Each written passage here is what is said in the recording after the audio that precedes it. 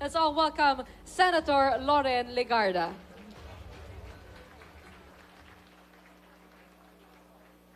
Thank you very much, Miss Gretchen Ho. Buwabati po ako sa inyong lahat ngayong hapong ito. First of all, our friends, distinguished members of the Diplomatic Corps, thank you for taking time out this afternoon to join us. Tell your other colleagues, it's not just today, it's opened yesterday till the 29th, and we have plans of having a permanent, not just showroom, but a permanent store in the different regions of the country so that all our MSMEs will have their platforms 365 days in a year. I would like to thank, and I give my full support to a former MSME entrepreneur who knows how it is to strive and to thrive, our hardworking, dedicated Secretary of the Department of Trade and Industry, Secretary Cristina Roque. I am grateful for the presence of a dear friend and colleague also in government, whose budget I always support because it is the lifeblood of the Philippine economy, and he represents labor and employment. Secretary Laguesma, salamat po. And another dedicated and brilliant member of the cabinet, a friend as well, magkasama lang kami kahapon, and I laud you for what you did, which is what we've been advocating for so long, that the cultural masters or the manlilikha ng bayan are now able to train, and those who are trained will be TESDA accredited. Secretary Kiko Benitez. And of course, we're here in SM, and iba talaga ang traffic ng tao, yung dami ng punta dito, at isang matalikong kaibigan, ayaw mag-retire, trabaho ng trabaho, maski may sakit, nandito siya. Yes, and of course, Tessie Coson, thank you so much for being here. Our friends in government, hindi ko na iisa-isahin. You know how much I support you. You know how much I labor for you. And all are more than 300 micro, small, and medium enterprises. Let me just tell you this.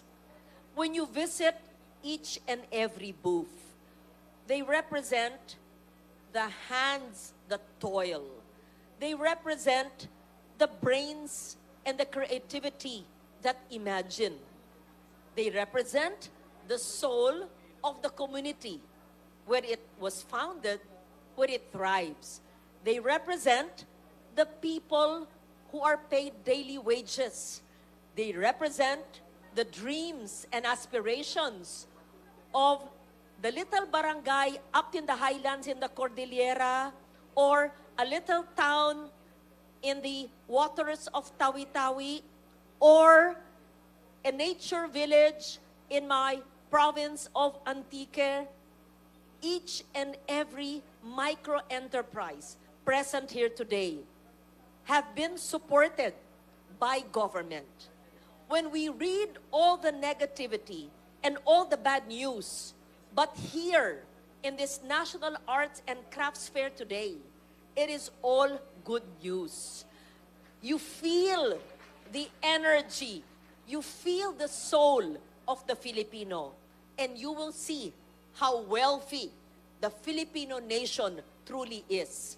You see their talent, you see their brilliance, you see their grit, you see their resilience. That is why, as the principal author of the Magna Carta for Micro, Small, and Medium Enterprises, and as the author of many other laws like the OTOP law, I could not see just my legislation become ink on paper or even just discussed online.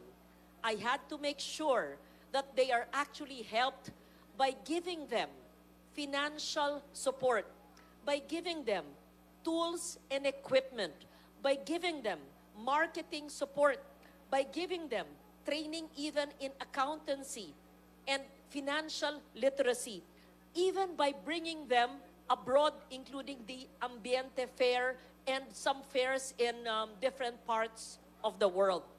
What I am saying is, sa bawat isang booth makikita nyo, I'll say it in English, it is not just, okay, we selected them, it's an exhibit, it's a souvenir, we buy, it's beautiful, we take it home.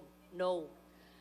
They were helped by DOLE, Department of Labor and Employment through its programs like Dole Kabuhayan, where that program helps community-based, community-managed, community enterprises in the far-flung areas. That's why I support their budget. They were probably also trained in a technical vocational institute accredited by TESDA so that they are able to know the arts and the crafts and how to do all of this.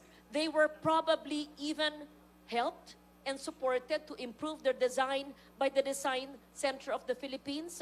Rhea Matuto is here and she knows how I've asked her to connect with the local communities so that the designs are further improved. And the most important perhaps, we see government collaboration. We are honored to be in the presence of our Manlilikha ng Bayan awardees. What does it mean? These are our national living treasures. Sila po ang ating tinatanghal na nagpapakita ng yaman ng Pilipino.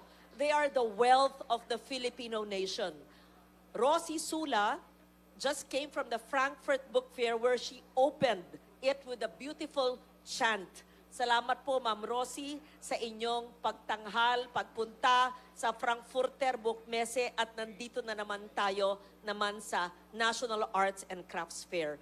Lahat po ng mga magagaling at mga ginagalang po natin na gamaba, salamat po sa inyong pagpunta po dito.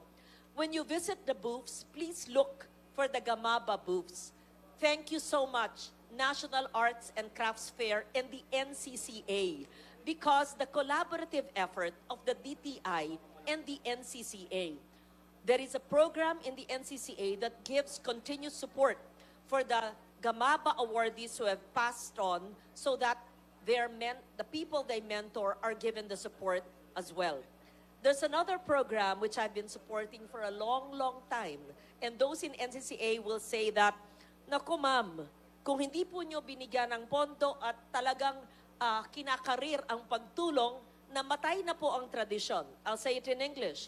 If we do not document, preserve, give financial assistance and training to the schools of living tradition, it would have died.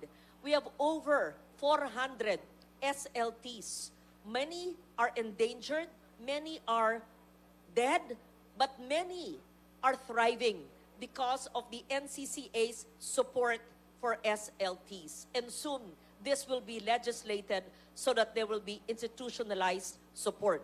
So aside from the Gamaba, aside from the SLTs of the NCCA, we have each and every micro-enterprise who have probably been benefited from the DSWD Sustainable Livelihood Program, who have probably also been benefited by the DOST Community Empowerment for Science and Technology, who have been benefited by the shared services facilities of the Department of Trade and Industry, who have benefited all these years with free booths. Government, of course, does not get any single centavo from their purchases, so no commissions. We also provide their airfare, their hotel, their food, and their land transport. That is why the cost of everything you buy here is probably 1/10 the price what you see outside for this 1 week. So, I encourage you to buy.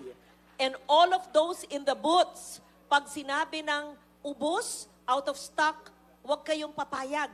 Hanggang 29 kayo, magpadala mula sa probinsya.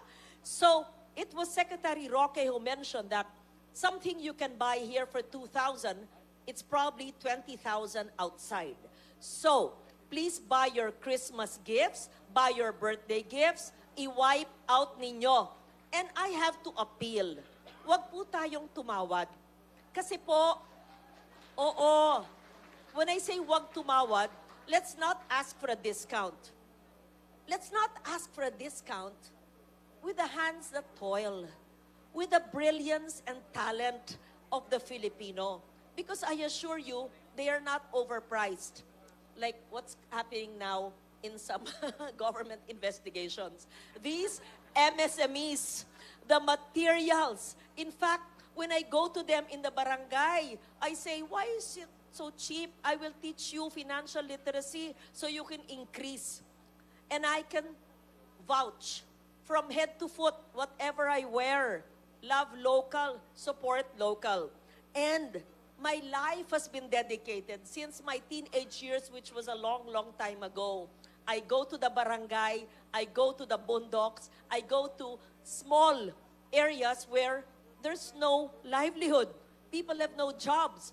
But when you give them some capital, no matter how small, when you see that there's coconut husks and you say, this is not waste, you can make some cups. Then he says, yes, ma'am, I have a design. All I need are tools. How much will it cost? Maybe 3,000-5,000. Then you give them the tools. And then suddenly, you see, he has a small business. And I buy everything. Then he says, wow, they have food on their table. Then they have a little business now. Then we bring them here. And then eventually, you see them in all the other pops-ups and bazaars. It just makes me so happy. And for the past 30 to 40 years, I've been doing this. But I'm not content with just writing laws or even just funding the laws. It is important we give them the physical platform so that they can show you the output of their hard work, their perseverance, and their ingenuity and talent. So on this occasion, I am grateful to everyone who have made this possible. My loss and my vision of more than 10 years ago would not be possible without the full, wholehearted cooperation of all the agencies of government. Ayan. Nandyan ang UNACOM, si Ivan, nandyan si Julius, PTRI. Alam nila, they know how unrelenting I can be.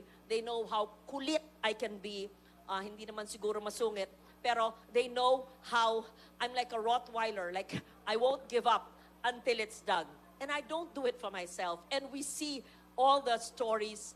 Talk to them and ask them what kind of help they've received. Ask them what else can we do to help them so that let 1,000 more flowers bloom. Maraming salamat po sa inyong pakikinig. Maraming salamat sa aking mga high school classmates na nandyan na mag-shopping ng marami. Huwag imported, buy local, support local, love local. At importante, diretso po, dito po, hindi kami naglalagay ng may traders, bagamat hindi naman masama ang traders. These are community-based, community-managed, community-driven. Many of them are from indigenous peoples communities, rural artisans, and those who really need help in our provinces. Isang pagbibigay-pugay ng muli sa ating mga manlilikha ng Bayan Awardees. Ang inyong talento po ang nagbibigay ng lakas ng loob namin para patuloy tumulong sa inyong lahat. Thank you very much. Magandang hapon po. Damo gid nga salamat, duro gid nga salamat. Maraming salamat po. Ladies and gentlemen, Senator Loren Legarda, spoken from the heart.